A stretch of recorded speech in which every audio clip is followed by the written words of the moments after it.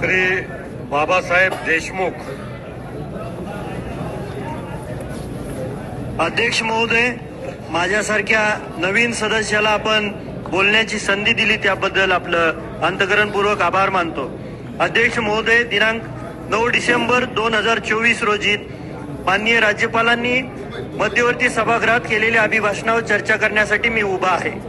Chhatrapati Shivaji Maharaj, Bharat Ratna doctor Babasaheb Ambedkar, Mahatma Jyotiba Phule, Rajarshi Chhatrapati Shahu Maharaj यांच्यासारख्या अनेक थोर महापुरुषांनी घालून दिलेल्या उच्च आदर्शांचं मी पालन करण्यासाठी कटिबद्ध आहे। परंतु अरबी समुद्रात छत्रपती शिवाजी महाराज यांचे आंतरराष्ट्रीय स्मारक बांधण्यासाठी 13 विभागांनी नाहरकत पत्र प्राप्त झाले असून त्याचे भूमिपूजनही झालं आहे।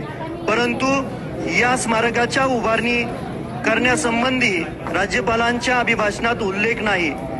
माननीय अध्यक्ष महोदय, महाराष्ट्र राज्यात तब्बल 11 वेळा एकाच पक्षातून, शेतकरी कामगार पक्षाच्या माध्यमातून, सांगोला मतदारसंघातून ज्यांनी देशसेवा समाजकार्य करण्याचे व्रत घेऊन जनतेची सेवा करताना आमदार होण्याचा विश्वविक्रम करणाऱ्या स्वर्गीय गणपतरावजी देशमुख यांचे स्मारक विधिमंडळाच्या आवारात उभारण्याची मागणी अनेक लोकप्रतिनिधींनी केली, त्यामध्ये माननीय मुख्यमंत्री साहेबांनी केली होती।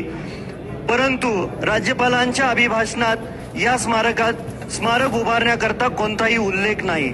माननीय अध्यक्ष महोदय, मागच्या 5 वर्षामध्ये लोणारी समाज, होलार समाज, रामोशी समाज आर्थिक विकास महामंडळाची घोषणा झाली असून लवकरात लवकर त्या महामंडळांना निधी वर्ग करून लवकरात लवकर संबंधित समाजाला आर्थिक सहकार्य करावं अशी मी आपल्या माध्यमातून मागणी करतो। अध्यक्ष महोदय, 1 मिनिट। सांगोला शहरामध्ये ट्रोमा सेंटर उभा केलेला आहे, स्वर्गीय गणपतरावजी देशमुख साहेबांनी ती मागणी केली होती।